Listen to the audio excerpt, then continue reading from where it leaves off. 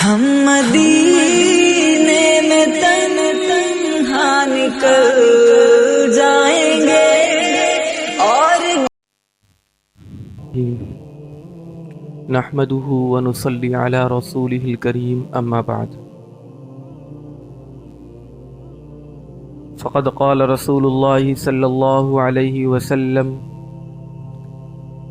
بعثت لأتمم مكارم الأخلاق أو كما قال عليه الصلاة والسلام رب اشرح لي صدري ويسر لي أمري واحلل عقدة من لساني يفقه قولي رب زدني علما اللهم ألهمني رشدي وأعذني من شر نفسي۔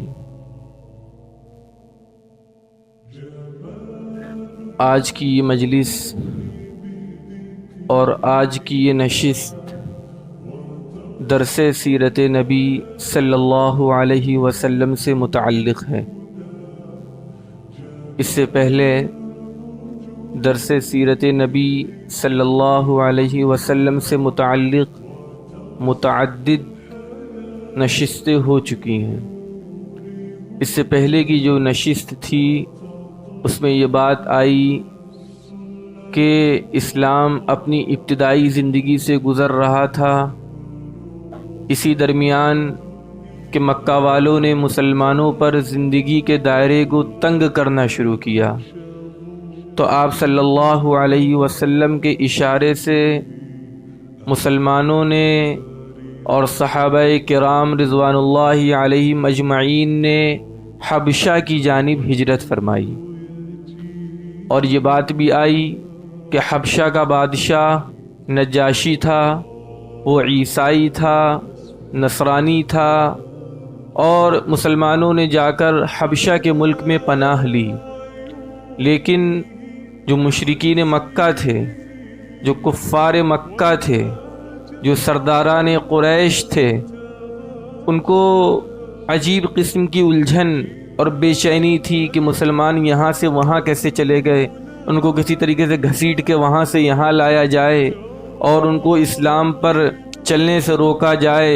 یہ جو نفرت، یہ دشمنی، یہ عداوت، یہ بغض، یہ شرارت، بلکہ یوں کہیے کہ یہ خباثت ان کے درمیان اس درجہ پیوست ہو چکی تھی کہ وہ باقاعدہ سفر کر کے حبشہ گئے اور بادشاہ کو ورغلانے کی کوشش کی، نجاشی کو، کہ آپ کے وہاں کچھ بھگوڑے لوگ آ گئے ہیں، آپ ان کو ہمارے حوالے کر دیجئے، وہ ہمارے ملک کے بھگوڑے ہیں، ہم ان کو یہاں سے لے کر جائیں گے۔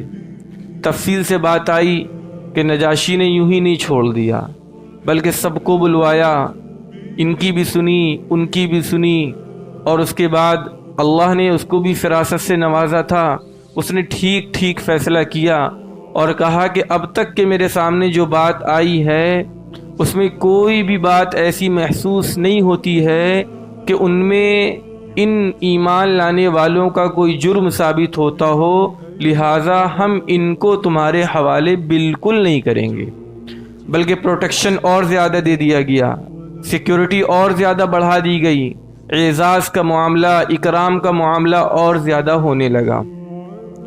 جب مسلمان وہاں سے واپس آئے تو وہاں نجاشی نے اپنے ایک کارندے کو بھی ساتھ لگا دیا تھا کہ تم جاؤ اور محمد بن عبداللہ صلی اللہ علیہ وسلم سے پوری بات بتانا کہ نجاشی نے ان کے ساتھ یہ معاملہ کیا۔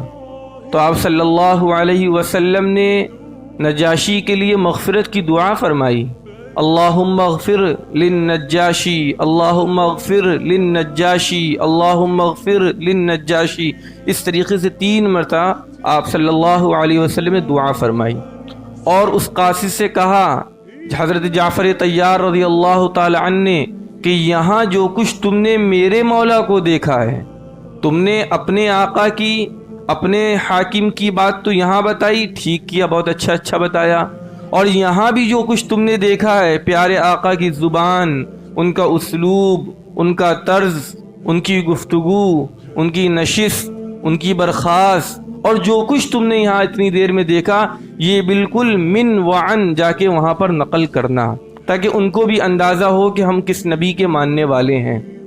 بہرحال وہ قارندہ واپس چلا گیا۔ یہ تو پیچھے کی بات تھی، چونکہ فاصلہ زیادہ ہو گیا تھا، اس وجہ سے ربط پیدا کرنے کی کوشش کی گئی۔ آج کی جو گفتگو ہے وہ یہ ہے کہ حضرت عمر فاروق رضی اللہ تعالی عنہ اسلام قبول فرما رہے ہیں۔ کس طریقے سے قبول کر رہے ہیں اس کا پس منظر، جب قریش بالکل ناکام ہوتے چلے جا رہے تھے اور ان کی پریشانی میں اضافہ ہی اضافہ ہو رہا تھا، اسی درمیان آپ صلی اللہ علیہ وسلم کو معلوم تھا کہ عمر بن خطاب جو آگے چل کر امیر المؤمنین فاروق اعظم بن گئے، اور اسی طریقے سے ابو جہل، یہ دو لوگ، ان کی شخصیتیں مکہ مکرمہ میں ایسی تھیں کہ بہت مضبوط سمجھی جاتی تھیں۔ حضور کی یہ دعا تھی کہ کاش کہ ان دونوں میں سے کوئی ایک اسلام قبول کر لے، چاہے ابو جہل اسلام لے آئے تو جو نفرت کا بازار گرم ہے اس کے اندر خفت اور ہلکا پن آ جائے گا، اور اگر ابو جہل اسلام نہ بھی لائے کوئی پرواہ نہیں، عمر بن خطاب اسلام قبول کر لیں تو بھی نفرت کے بازار میں اور جو ہے گراوٹ آ جائے گی۔ بہرحال مسلم ترمذی شریف کی روایت ہے اور امام احمد نے بھی نقل کیا ہے، آپ صلی اللہ علیہ وسلم نے دعا مانگی، اے اللہ ابو جہل اور عمر بن خطاب ان دونوں میں سے آپ کے نزدیک جو پسندیدہ ہو اس کو اسلام سے نواز کر اسلام کو عزت بخش دے۔ یہ الفاظ باقاعدہ منقول ہیں، اے اللہ ابو جہل اور عمر بن خطاب ان دونوں میں سے آپ کے نزدیک جو زیادہ پسندیدہ ہو آپ اس کو اسلام کی توفیق دے دیجئے اور اس کے ذریعے اسلام کو عزت بخشیے۔ پھر بعد میں ابن عساکر رحمۃ اللہ علیہ نے نقل کیا کہ وحی کے ذریعے بعد میں آپ صلی اللہ علیہ وسلم کو بتایا گیا کہ ابو جہل اسلام نہیں لائے گا، بتا دیا گیا۔ وحی کے ذریعے حضور کو بہت سی چیزیں معلوم ہو جاتی تھیں، یہ بھی معلوم ہو گیا کہ وحی ابو جہل اسلام نہیں لائے گا۔ تو اب یہ دو امیدیں تھیں، یا تو یہ اور ایک پہ تو کٹ ہو گیا، تو ایک چیز متعین ہو گئی۔ اب یہ دعا ہونے لگی، اے اللہ عمر بن خطاب کے ذریعے آپ اسلام کو قوت بخش دیجئے۔ چنانچہ حضور صلی اللہ علیہ وسلم کی دعا بھی منقول ہے، اللہم ایید الاسلام بعمر بن الخطاب خاصتاً، اے اللہ آپ خاص طریقے پر عمر بن خطاب کو اسلام سے نواز دیجئے اور اسلام کو قوت بخش دیجئے۔ اس کے بعد یہ سلسلہ چل ہی رہا تھا، ابو جہل اور مکہ کے لوگ بہت پریشان تھے، کس طریقے سے اسلام کو روکا جائے، اس کے دائرے کو کس طریقے سے تنگ کیا جائے۔ چنانچہ بدبخت ابو جہل نے یہ اعلان نکالا کہ جو کوئی العیاذ باللہ محمد صلی اللہ علیہ وسلم کو قتل کرے گا، صلی اللہ علیہ وسلم یہ ہم کہہ رہے ہیں، وہ بدبخت نہیں کہہ رہا ہے، جو کوئی محمد بن عبداللہ کو قتل کرے گا العیاذ باللہ، ہم اس کو 100 اونٹ اپنی طرف سے دیں گے، 100 اونٹ کا میں ضامن رہوں گا، 100 اونٹ کا میں کفیل رہوں گا، جو کوئی اس چیز میں آگے بڑھے گا یہ انعام میری طرف سے اس کو ملے گا۔ یہ بات بالکل پورے مکہ میں وائرل ہو گئی، سب کو خوب پتہ چل گیا، یہ اعلان نکالا گیا ہے۔ اب عمر بن خطاب رضی اللہ تعالیٰ عنہ بھی اسلام کے بہت زبردست دشمن تھے، اسلام کی گرویدہ تو بعد میں ہوئے، اس سے پہلے دشمنی بھی بہت سخت تھی۔ چنانچہ ان کو جب پتہ چلا کہ ابو جہل نے یہ اعلان نکالا ہے تو یہ لوگوں کی سنی سنائی میں نہیں آئے، بلکہ سیدھے ابو جہل کے پاس آئے اور کہا کہ ہم نے سنا ہے کہ تم نے یہ اعلان نکالا ہے اس طریقے کا، کیا یہ بات سچی ہے؟ ابو جہل نے کہا ہاں بات بالکل سچی ہے، میں نے اعلان نکالا، اگر تم اس کام کو کرو گے میں تم کو دے دوں گا۔ چنانچہ دشمنی تو عمر فاروق کے ذہن میں پہلے سے تھی اور ان کو یہ انعام کی لالچ بھی ملی، تو انہوں نے کہا کہ اچھا چلو آج موقع بڑھیا ہے، چل کے اسلام کا ہی کام تمام کر دیا جائے العیاذ باللہ۔ چنانچہ اس مقصد کے لیے انہوں نے تلوار نکالی اور چل دیے۔ راستے میں پہنچے کہ دیکھا کہ کچھ لوگ گائے کے بچڑے کو ذبح کر رہے ہیں، قربانی ہو رہی ہے۔ جس طریقے سے ہوتا ہے کہ کوئی کچھ ہو رہا تو ہم لوگ بھی کھڑے ہو جاتے ہیں، تو عمر فاروق بھی جا کر وہیں کھڑے ہو گئے۔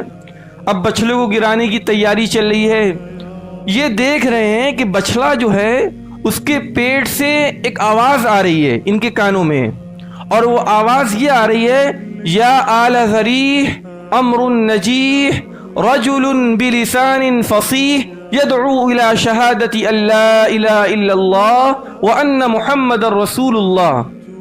یہ بچھڑے کے اندر سے آواز آ رہی ہے۔ کیا مطلب ہے اس کا؟ اے آل ذریح، یعنی قبیلہ مراد ہے، خاندان مراد ہے، ایک کامیاب معاملہ ہے۔ وہ کیا ہے؟ ایک آدمی ہے جو فصیح زبان سے یہ پکار رہا ہے کہ اللہ کے سوا کوئی معبود نہیں اور محمد صلی اللہ علیہ وسلم اللہ کے رسول ہیں۔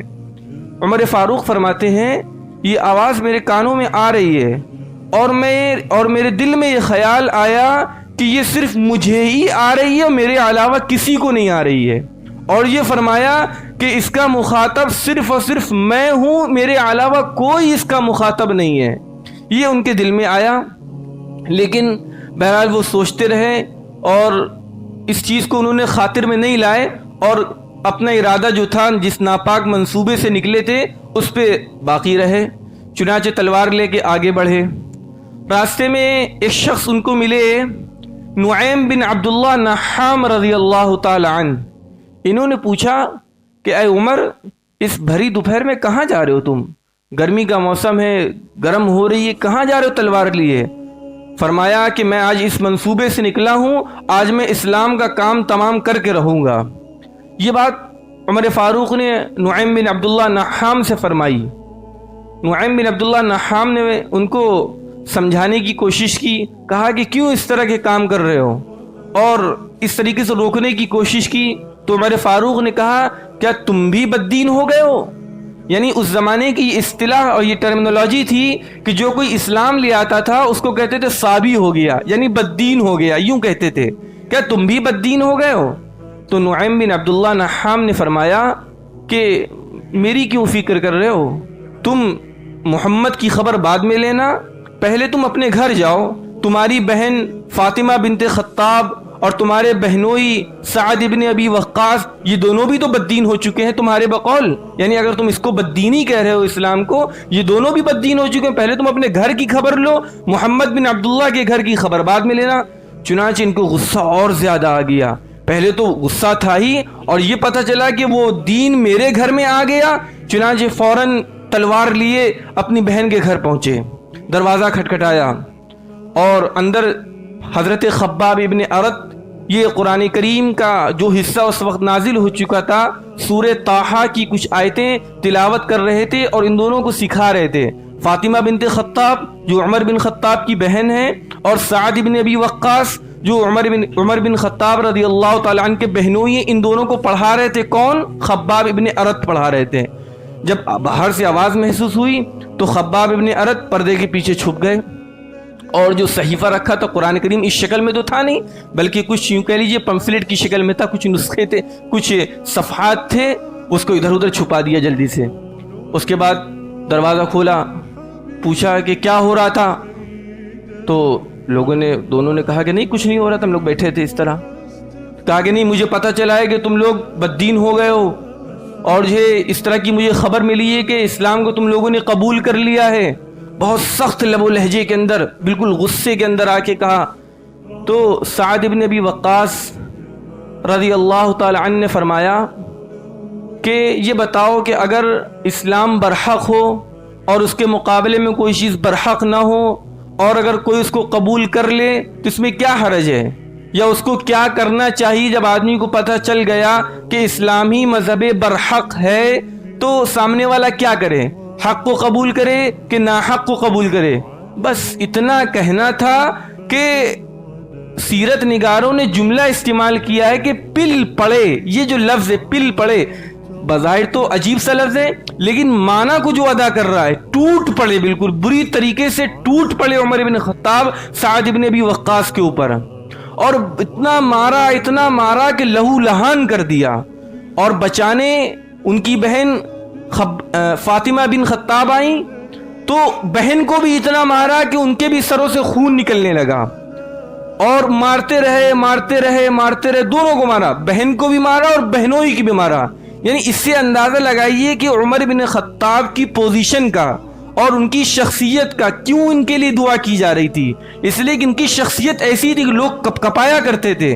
چنانچہ بعد میں تو آگے چل کے آگے ہوا کہ شیطان بھی گھبراتا تھا عمر بن خطاب کی شخصیت سے، ایسی عجیب و غریب شخصیت تھی.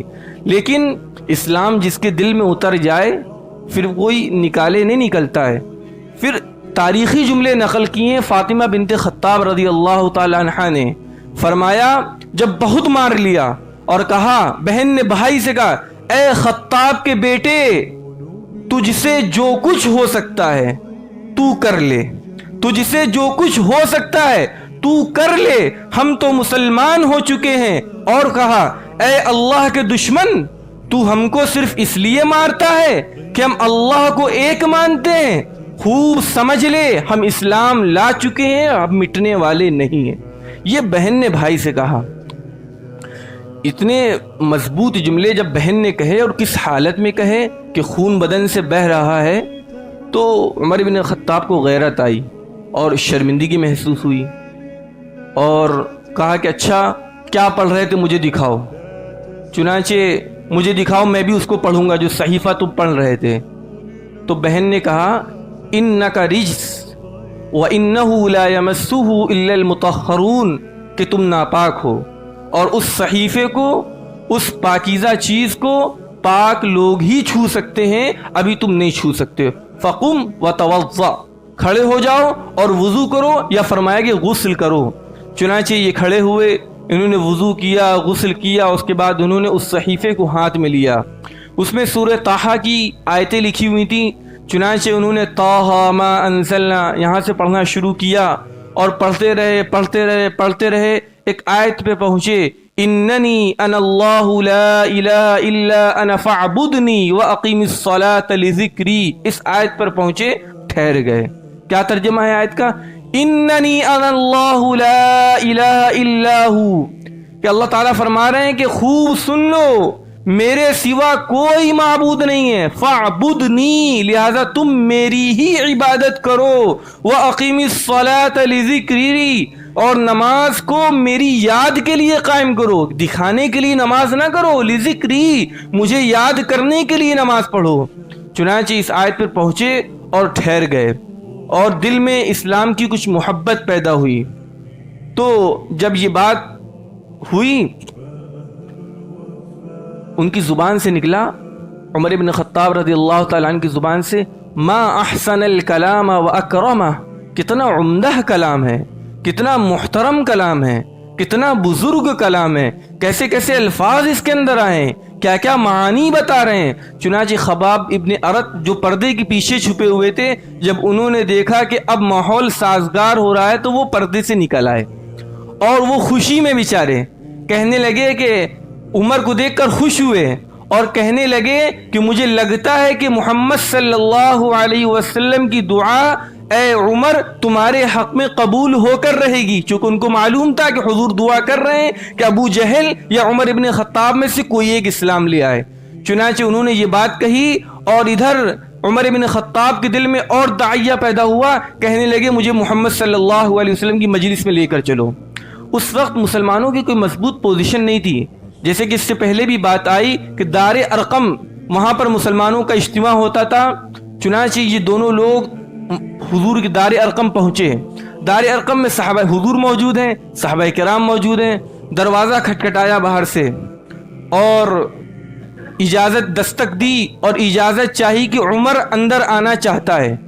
اب اندر جو لوگ بیٹھے تھے کھلبلی مچ گئی، اس لیے سب کو معلوم تھا کہ عمر تو اسلام کا دشمن ہے اور جس کو دیکھتا ہے کہ مارنے کی کوشش کرتا ہے. ابھی ان کو یہ نہیں معلوم تھا کہ گھر میں کیا ہوا، بالکل اندر سکتہ طاری ہو گیا سب کے اوپر. کسی کی ہمت نہیں کہ دروازے کے قریب جائے، دروازہ کھولے. ایسا سناٹا طاری ہوا. حضرت حمزہ رضی اللہ تعالیٰ عنہ بھی کمرے کے اندر موجود تھے. انہوں نے کہا کہ گھبرانے کی بات نہیں ہے، اگر اللہ نے عمر کے ساتھ بھلائی اور خیر کا ارادہ کیا ہے تو اللہ عمر کو ہدایت اور اسلام سے نوازے گا، تو ہم بھی اس کا استقبال کرتے ہیں. اور اگر بھلائی اور خیر کا ارادہ نہیں ہے اس کے ساتھ تو گھبرانے کی ضرورت نہیں ہے. عمر کے شر سے ہم میں سے کسی کو کوئی نقصان نہیں ہوگا. ایک تو یہ الفاظ کہے، اور ایک دوسری روایت کے اندر آتا ہے حضرت حمزہ رضی اللہ تعالی عنہ نے فرمایا کہ اگر عمر نیک ارادے سے آ رہا ہے تو اس کا استقبال ہے، اور اگر غلط ارادے سے آ رہا ہے تو اسی کی تلوار سے ہم اس کو مار دیں گے۔ یعنی اندازہ لگائیے، یہاں پر رک کے ایک بات کہیں گے یہ کہ عمر کی شخصیت کیا ہے۔ ایک طرف کسی کی ہمت نہیں ہو رہی دروازہ کھولنے کی، اور مکہ کے اندر اس آدمی کا ایسا رعب، ایسا دبدبا، لیکن اسلام کی حقانیت جب دل کے اندر اتر گئی، کسی کے دل کے اندر بھی اتر گئی، اور اس نے سمجھ لیا کہ اسلام مذہب برحق ہے، نجات اسی دین میں ہے، تو عمر کیا، عمر کے جیسے 100 اور آ جائیں تو آدمی ان کا مقابلہ کرنے کے لیے بھی تیار ہو جائے گا۔ ایک مسلمان کی یہی فکر ہونی چاہیے، یہی سوچ ہونی چاہیے۔ اس میں کوئی یہ نہیں ہے کہ ہم بے ادبی کر رہے ہیں، لیکن اسلام کی حقانیت کا تقاضا یہی ہے کہ عمر کیا، عمر جیسے 2050 لاکھ پیدا ہو جائیں تب بھی ایک مسلمان اس کا مقابلہ کرنے کے لیے تیار رہے۔ یہ بات کہہ دی، اس کے بعد دروازہ کھولا۔ عمر فاروق تو بنے نہیں تھے، فاروق تو بعد میں بنے۔ عمر بن خطاب اندر آئے، دو لوگوں نے ان کے ہاتھ پکڑ لیے، ایک نے دائیں طرف ایک نے بائیں طرف، اور حضور کے پاس لے جا کے بٹھا دیا۔ اب جب پاس بیٹھ گئے تو حضور نے فرمایا کہ دونوں ہاتھ چھوڑ دو۔ حضور کو کس سے ڈر، حضور سے زیادہ بہادر اس دنیا میں کوئی نہیں۔ حضور نے فرمایا ان کے دونوں ہاتھ چھوڑ دو، اور حضور صلی اللہ علیہ وسلم نے کرتا پہنے ہوئے تھے، قمیص، ان کی قمیص کو اپنی طرف کھینچا اور کہا کہ اے عمر کیا چاہتے ہو تم؟ اور ایک روایت میں یہ فرمایا کیا تم اپنی حرکت سے باز نہیں آؤ گے؟ جب تک اللہ تعالیٰ تمہارے اوپر کوئی رسوا کن عذاب نازل نہ کر دے اس وقت تک باز نہیں آؤ گے؟ کیا تم اپنی حرکتوں سے رکو گے نہیں؟ اسلام کی دشمنی، اسلام سے بغض، اسلام سے عداوت اور مسلمانوں کو پریشان کرنا، ان حرکتوں سے باز نہیں آؤ گے؟ حضور نے یہ فرمایا، یہ انہوں نے گردن ہلائی، کہا بالکل باز آئیں گے، اور اسی لیے تو حاضر ہوئے ہیں، یہ فرمایا۔ اور پھر حضور صلی اللہ علیہ وسلم سے ان کی کچھ بات ہوئی، اور اس کے بعد حضور نے ان کو اسی وقت دعا دی، اللہم اہدی، اے اللہ اسے ہدایت دے دیجئے۔ اور ایک روایت کے اندر یہ الفاظ ہیں، اللہم ھذا عمر بن الخطاب، اللہم اعز الدین بعمر بن الخطاب، اے اللہ یہ عمر بن خطاب موجود ہے، اے اللہ عمر بن خطاب کے ذریعے اسلام کو عزت بخش دیجئے۔ حضور پہلے بھی دعا کر رہے تھے اور اس وقت بھی سامنے بھی دعا کی، چنانچہ اس کے جواب میں حضرت عمر رضی اللہ تعالی عنہ نے فرمایا، اشہد ان لا الہ الا اللہ وانک رسول اللہ، میں گواہی دیتا ہوں کہ اللہ کے سوا کوئی معبود نہیں اور یقیناً آپ اللہ کے رسول ہیں۔ اس طریقے سے حضرت عمر بن خطاب رضی اللہ تعالی عنہ مسلمان ہوئے۔ اندازہ لگائیے کہ نکلے کس ارادے سے تھے، کس ناپاک ارادے سے نکلے تھے کہ زبان سے ان الفاظ کو لینے کی بھی ہمت نہیں ہوتی، عجیب سے ڈر لگتا ہے، لیکن کہاں پہنچے، کہاں رکے، کیا کیا اسباب بنے۔ حضرت عمر بن خطاب رضی اللہ تعالی عنہ کے ایمان کا اصلی سبب وہ تو حضور کی دعا ہے، اور ایمان کا ظاہری سبب وہ ہے جو بھی آپ کے سامنے آیا کہ تلوار لے کے نکلے، بچھڑے کے پاس رکے، بہنوئی کے گھر گئے، اس کے بعد راستہ طے کر کے دار ارقم آئے اور وہاں پہ حضور کے سامنے یہ بات ہوئی، اس کے بعد اسلام کو قبول کیا۔ جب اسلام کو قبول کر لیا، اب حضرت عمر رضی اللہ تعالی عنہ کے ذہن میں ایک چیز یہ تھی کہ میں ایسی کون سی شکل اختیار کروں کہ میرا اسلام پورے مکہ کے اندر ذرا دیر میں پھیل جائے۔ موبائل وغیرہ کا تو کوئی زمانہ تھا نہیں، چنانچہ اس زمانے میں کچھ لوگ ہوا کرتے تھے، خبروں کو پھیلایا کرتے تھے تیزی سے۔ ایک شخص تھا جمیل بن معمر، یہ بہت تیزی سے خبریں لے کے پہنچتا تھا دوسروں کے پاس۔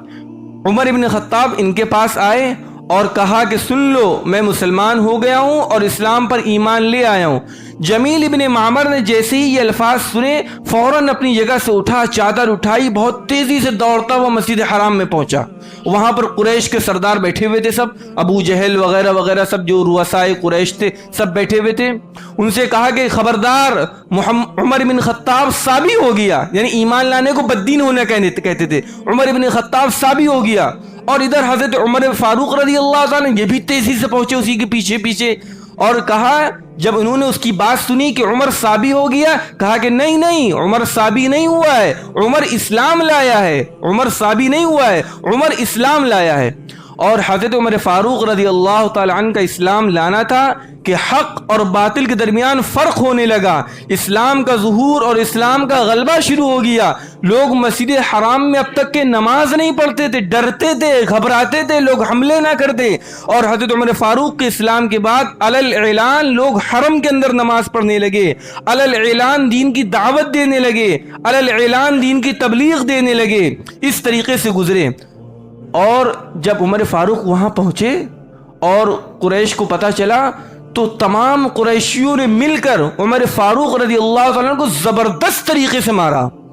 یعنی عجیب بات آپ دیکھیے، ایک طرف اس آدمی کی شخصیت ایسی ہے کہ لوگ کپا رہے ہیں، لیکن جب اسلام لے آیا تو تمام لوگوں نے مل کر عمر فاروق رضی اللہ تعالیٰ عنہ کو پیٹا، اور زبردست طریقے سے پیٹا کہ ادھر سے عاص ابن وائل آ رہے تھے، عاص ابن وائل سہمی آ رہے تھے۔ انہوں نے دیکھا کہ لوگ عمر فاروق کو مار رہے ہیں تو انہوں نے ہٹایا، لوگوں کو بچایا اور کہا کہ اے لوگوں تمہیں کیا ہو گیا ہے؟ اگر کسی شخص کو اسلام پسند ہے وہ اس پر عمل کرتا ہے تو تمہیں کیا پریشانی کی بات ہے؟ اور تم کیا سمجھتے ہو، اور تم کیا یہ سمجھتے ہو کہ تم عمر کو مار دو گے تو عمر کے خاندان والے تم کو یوں ہی چھوڑ دیں گے؟ ایسا نہیں ہو سکتا، میں عمر کو پناہ دیتا ہوں، عمر میرے پاس رہے گا، کسی کو کوئی حق نہیں ہے اس کو کچھ کہنے کی، کوئی چھونے کی، کوئی مارنے کی۔ اس طریقے سے عاص بن وائل سہمی رضی اللہ تعالی عنہ نے عمر فاروق رضی اللہ تعالی عنہ کو پناہ دی، اور اس طریقے سے معاملہ آگے بڑھا۔ اس طریقے سے عمر فاروق رضی اللہ تعالی عنہ اسلام لائے۔ اس کے بعد جیسا کہ آیا کہ مکہ کے جو کفار تھے یہ ناکام ہوتے چلے جا رہے تھے۔ ایک طرف پہلے حضرت حمزہ رضی اللہ تعالی عنہ اسلام لائے، پھر آج حضرت عمر فاروق رضی اللہ تعالی عنہ اسلام لے آئے، اور ان کے جو لوگ تھے وہ بھی حبشہ سے ناکام اور نامراد اور خائب اور خاسر ہو کر واپس لوٹے تھے۔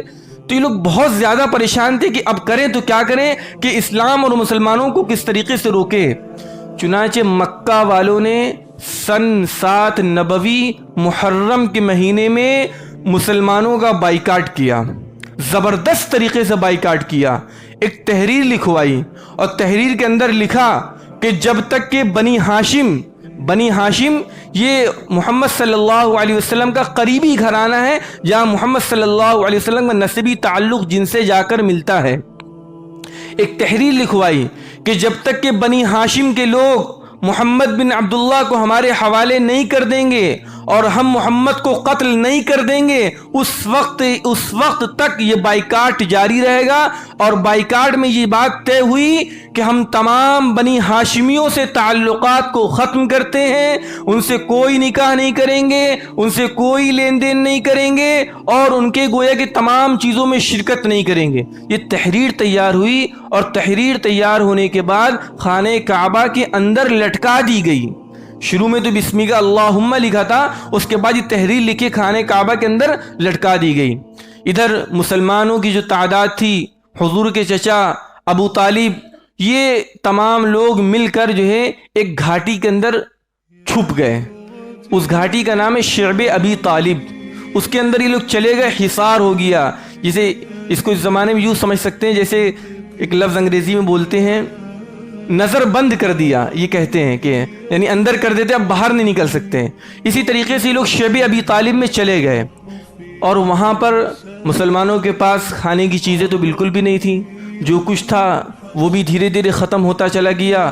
لوگ فاقے پر آنے لگے، کیکر کے پتے کھا کر انہوں نے 3 سال گزارے، اور جو چھوٹے بچے تھے ان کو دودھ نہیں مل پاتا تھا، دوسری چیزیں نہیں مل پاتی تھیں۔ بالکل سمجھ لیجئے کہ فاقے کے ایام ایسے گزرے کہ سعد ابن ابی وقاص رضی اللہ تعالی عنہ فرماتے ہیں کہ ایک مرتبہ رات میں میں بھوکا سو رہا تھا، اور اچانک میرا پیر کوئی تر چیز پر پڑا۔ میں سو رہا تھا، پیر میرا کسی چیز پر پڑا جو تر محسوس ہوئی۔ فرماتے ہیں کہ یہ عالم تھا کہ میں نے وہ چیز اٹھا کر فوراً رکھ لی زبان پہ، اور فوراً میں اس کو کھا گیا۔ اور کہتے ہیں کہ اللہ اکبر، آج تک مجھے یہ نہیں پتہ چلا کہ وہ چیز تھی تو کیا تھی۔ یعنی آپ اندازہ لگائیں، ہم اس سے اندازہ لگائیں کہ کس طریقے سے بھوک میں گزر رہے تھے. ان کو یہ دیکھنے کی بھی مہلت نہیں ہو سکی کہ ہم دیکھیں تو کیا چیز کھا رہے ہیں، کیسی چیز کھا رہے ہیں. لیکن بھوک کا ایسا عالم تھا کہ اس چیز کو نگل گئے، اور آج تک کہ ان کو پتہ ہی نہیں کہ وہ چیز تھی تو کیا تھی. ایک ذہن ہوتا ہے، ذہن بھی نہیں گیا کہ وہ کیا چیز ہو سکتی ہے. ایک واقعہ تو یہ بیان کیا انہوں نے. دوسرا واقعہ یہ بیان کیا کہ انہی ایام میں جب بائیکاٹ کیا ان لوگوں نے، ہم ایک مرتبہ اس سنجے کی ضرورت سے اٹھے تو راستے میں مجھے اونٹ کی کھال کا سوکھا چمڑا ملا.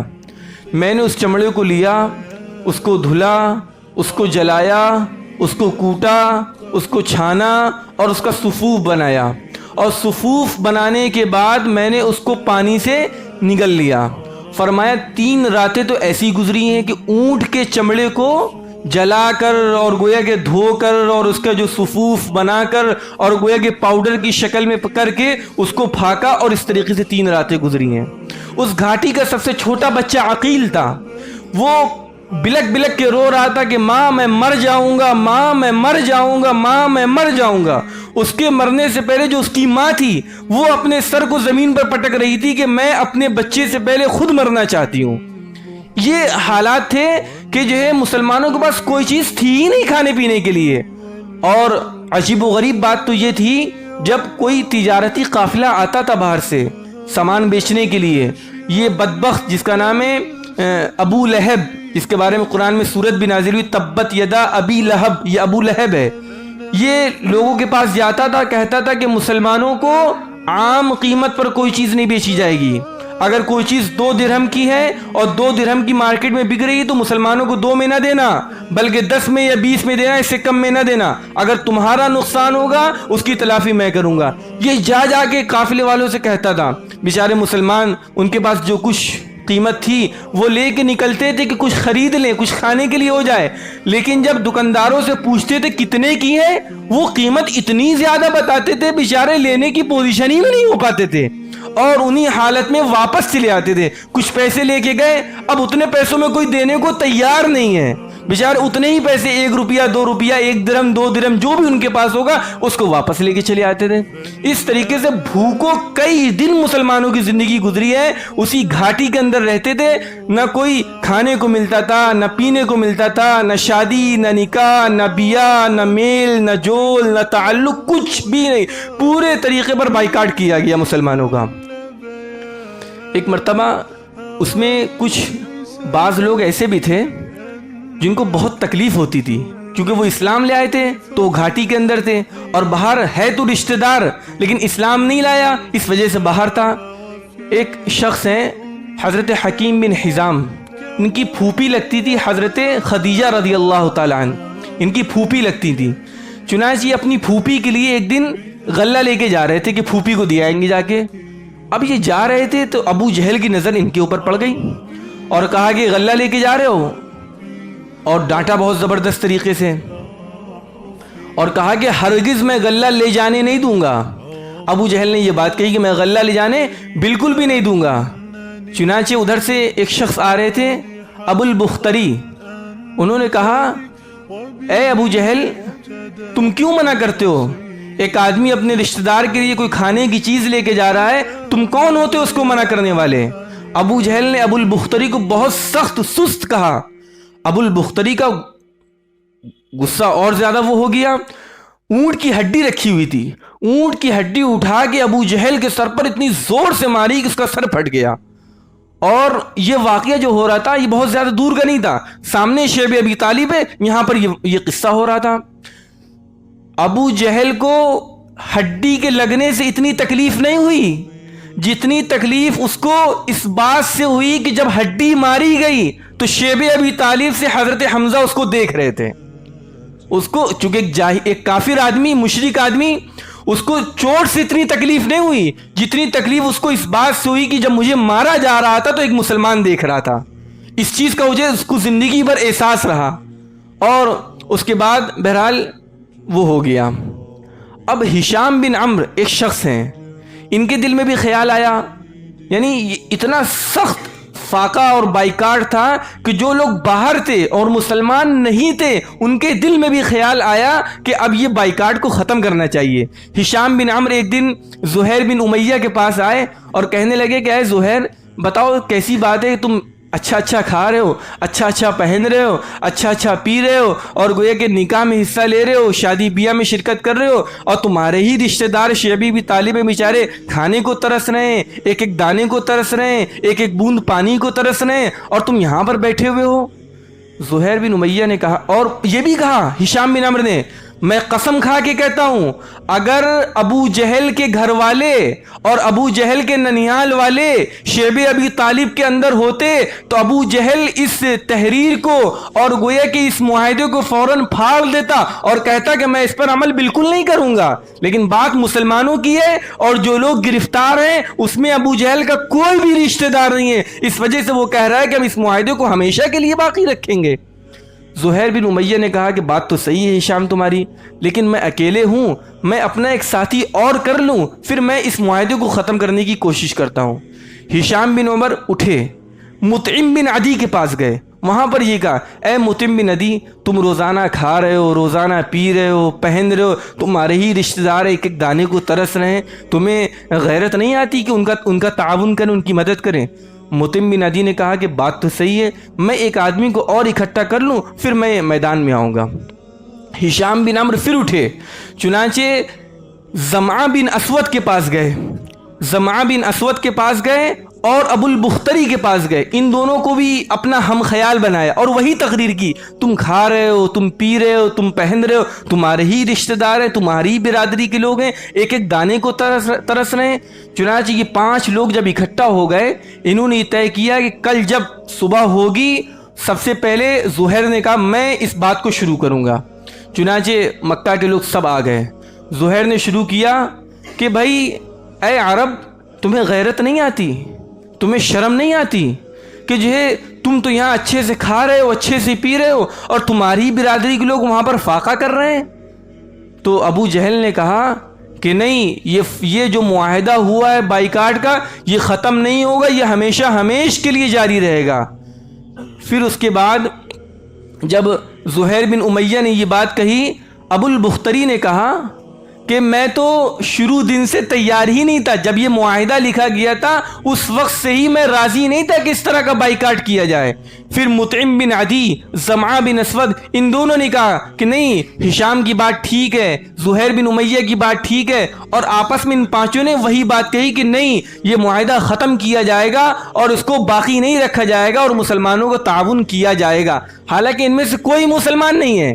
اسلام کی محبت دیکھیے اللہ جب کسی کے دل میں ڈالتا ہے تو اس طریقے سے ڈالتا ہے، کام یہ لوگ مسلمانوں کا کر رہے ہیں اور ان میں سے کوئی بھی اسلام والا نہیں ہے۔ اس کے بعد جب ابو جہل نے ان 5 کی باتوں کو سنا اور کہا کہ مجھے ایسا لگتا ہے یہ رات کا تم لوگوں کا مشورہ ہے، اتنی پلاننگ کے ساتھ تم لوگ اس طرح کی باتیں کر رہے ہو، ذہین تو بہت پہلے سے تھا وہ، تو بہرحال یہ بات ان لوگوں کی آپس میں ہوئی، لیکن ابو جہل نے ابھی بھی یہی کہا کہ میں اس معاہدے کو کبھی بھی ختم نہیں کروں گا۔ ادھر ہوا کیا، حضور صلی اللہ علیہ وسلم نے چچا ابو طالب سے یہ کہا کہ اے چچا آپ، مجھے وحی کے ذریعے خبر ملی ہے مکہ کی دیوار میں جو تحریر لٹکائی گئی ہے بائیکاٹ والی، اس میں سے تمام حروف کو کیڑوں نے کھا لیا ہے، صرف بسم اللہ اللہم یعنی صرف بسم اللہ الرحمن الرحیم لکھا ہوا ہے، اس کے علاوہ تمام حروف کو کیڑوں نے کھا لیا۔ ادھر چچا ابو طالب تیزی سے ابو جہل کے پاس آئے اور یہ کہا کہ میرے بھتیجے نے آج مجھے یہ بتایا ہے اور میرا بھتیجا کبھی جھوٹ نہیں بولتا ہے، اس کی بات کبھی غلط نہیں ہوتی ہے، اور کہا کہ اسی بات پر اب فیصلہ ہو جائے گا، اگر اس تحریر کو کیڑوں نے کھا لیا ہے تو مسلمانوں کا بائیکاٹ ختم، اور اگر کیڑوں نے نہیں کھایا ہے تو ہم محمد کو تمہارے حوالے کر دیں گے، چاہے تم اس کو قتل کر دینا چاہے تم اس کو زندہ چھوڑ دینا۔ یہ بات چچا ابو طالب نے کہی تو قریش بہت خوش ہو گئے کہ آج چچا ابو طالب نے بہت اچھی بات کہی، بہت انصاف کی بات کہی۔ چنانچہ سب لوگ خانے کعبہ کے اندر گئے، وہ جو تختہ تھا تحریر کا اس کو اٹھایا، اس کو دیکھا تو واقعتاً اس کے اندر صرف بسم اللہ الرحمن الرحیم کی جو جگہ تھی وہ بالکل ٹھیک باقی تھی.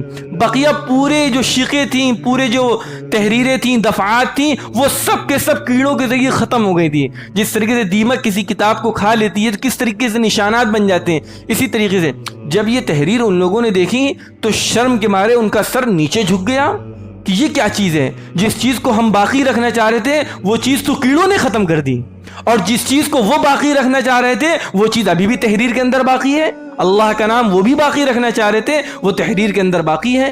اس طریقے سے ان کو شرم آئی اور تقریباً 3 سال مکمل ہونے کے بعد یہ بائیکاٹ ختم کیا گیا. مسلمان شیب ابی طالب سے باہر نکلے اور اس طریقے سے انہوں نے اپنے آپ کو مشقت کی زندگی سے باہر نکالا. ادھر چچا ابو طالب جیسی باہر نکلے، خانہ کعبہ کے دروازے پر خانہ کعبہ کے پردے کو پکڑا اور خانہ کعبہ کے پردے کو پکڑ کر بد دعا دی ان لوگوں کی جنہوں نے ہمارا بائیکاٹ کیا، بد دعا دی ان لوگوں کو جنہوں نے ہمیں ظلم و ستم سے گویا کہ ظلم و ستم پر آمادہ کیا، اور گویا کہ جو مکہ کے ابو جہل اور ان کے ساتھ اور ماننے والے جو لوگ تھے ان کے خلاف زبردست رو کے چچا ابو طالب نے بد دعا کی کہ ان لوگوں نے مجھے پریشان کیا، ہم سے تعلقات کو ختم کیا، ہم کو کھانے کو نہیں دیا، ہم کو پینے کو نہیں دیا، ہم کو رہنے کو نہیں دیا، ہم کو کپڑا پہننے کو نہیں دیا. اور اسی طریقے سے جب کوئی چیز بیچنے والا آتا تھا یہ کہہ دیتے تھے کہ عام قیمت پر ان کو فروخت نہ کرنا بلکہ دگنی تگنی اور جو ہے اور زیادہ بھاری قیمت پر ان کو فروخت کرنا. آج کی نشست میں یہی 2 باتیں ہیں. حضرت عمر فاروق رضی اللہ تعالی عنہ اسلام لے کر آتے ہیں اور اسلام لانے کے بعد قریشیوں کی جو نفرت تھی وہ اور زیادہ بڑھ جاتی ہے. چنانچہ وہ بائیکاٹ کرتے ہیں اور 3 سال تک مسلمانوں کا بھرپور بائیکاٹ رہتا ہے. اس کے بعد اللہ رب العزت کے فضل اور اس کی مدد سے یہ بائیکاٹ ختم ہوتا ہے جس کی پوری شکل آپ کے سامنے آئی. اس سے سبق کیا نکلا؟ واقعتاً اس سے سبق یہ نکلا کہ مسلمان ہم بھی ہیں، لیکن ہم میں سے اکثروں کا معاملہ یہ ہے کہ 10 سال گزر جاتے ہوں گے، کبھی ایمان کے حوالے سے شاید کسی آزمائش کی ضرورت آتی ہو. ایک سوال ہے یہ، 10 سال گزر جاتے ہیں، 20 سال گزر جاتے ہیں، آزمائش کبھی ایمان کے حوالے سے نہیں آئی. اسلام جہاں سے چلا، اسلام کی ابتدا آزمائش کے ساتھ ہو رہی ہے، اور ہم لوگ بھی مسلمان ہیں. الحمدللہ ہمارے اوپر ایسی آزمائشیں نہیں ہیں جس طریقے سے صحابہ کرام پر آئی ہیں، جس طریقے سے حضور کے ماننے والوں پر آئی ہیں. تو اسلام جو پھیلا ہے اور اسلام کے اندر جو پختگی آئی ہے وہ واقعتاً قربانیوں کے ذریعے آئی ہے.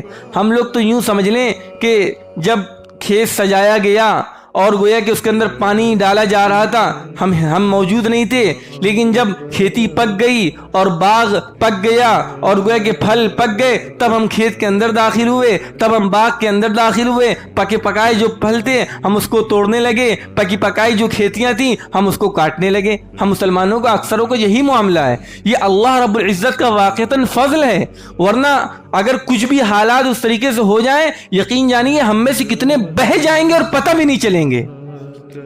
ہم اس زمانے کے اندر ایسے لوگ ہیں کہ اگر واقعتاً لوگ کہتے تو ہے نا کہ دجال آ جائے گا، یقین جانیے اگر واقعتاً آ گیا ہم میں سے کوئی گارنٹی سے یہ نہیں کہہ سکتا کہ ہم بچ جائیں گے. کوئی بھی گارنٹی کے ساتھ یہ نہیں کہہ سکتا کہ ہم بچ جائیں گے. کیوں نہیں کہہ سکتا؟ اس لیے کہ آج کل کی جو خبریں ہوتی ہیں نا کہ میڈیا نے یہ چلا دیا، ہم میں سے کتنے مان لیتے ہیں؟ اکثر تو مان ہی لیتے ہیں، اور جو نہیں مانتے ان کو بھی یہی تانا دیا جاتا ہے بھائی پڑھے لکھے نہیں، ان کو کیا پتا، ملک اسی رخ پر جا رہا ہے. تو دجال جو آئے گا اس کے ساتھ پوری ٹیکنالوجی ہوگی، اس کے ساتھ پورا سسٹم ہوگا. ایسے ہوتا نا خبر چلی کہ صاحب لوگ انسان پتھر بن رہے ہیں، ایک بہت بڑی تعداد مسلمانوں کی بھی گھر سے نکل کے چوراہوں میں کھڑی ہوگی. کیوں صاحب؟ اب مسلمان انسان پتھر بنا جا رہا ہے. ایسا ہو سکتا ہے کہ انسان پتھر بن جائے، لیکن چلانے والوں نے خبر چلا دی، تصدیق کرنے میں ہم بھی شامل ہیں. اسی طریقے سے جب دجال آئے گا اور یہ کہے گا کہ میرے ہاتھ میں جنت ہے اور کہے گا کہ میرے ہاتھ میں جہنم ہے، ہم میں ہی سے بہت سے لوگ اس میں چلے جائیں گے. بچنے کے لیے واقعتاً اسلام کی قوت کی ضرورت ہے اور کتاب اللہ کے نور کی ضرورت ہے اور سنت رسول اللہ کی روشنی کی ضرورت ہے. جس کے پاس کتاب اللہ کا نور ہوگا، سنت رسول اللہ کی روشنی ہوگی، وہی اس زمانے کے فتنوں سے بچ سکتا ہے، ورنہ کوئی اور طاقت اس کو بچا نہیں سکتی ہے۔ قرآن کی تعبیر میں لا عاصم اليوم من امر اللہ الا من رحم، کہ آج اگر بچانے والی کوئی چیز ہے تو صرف اور صرف اللہ رب العزت کی قوت ہے، اس کے علاوہ کوئی اور اپنی تدبیر کے ذریعے بچ نہیں سکتا۔ اللہ تعالی ہم سب کو سچے طریقے پر، سنت پر چلنے کی توفیق نصیب فرمائے۔ آمین۔ وآخر دعوانا الحمد۔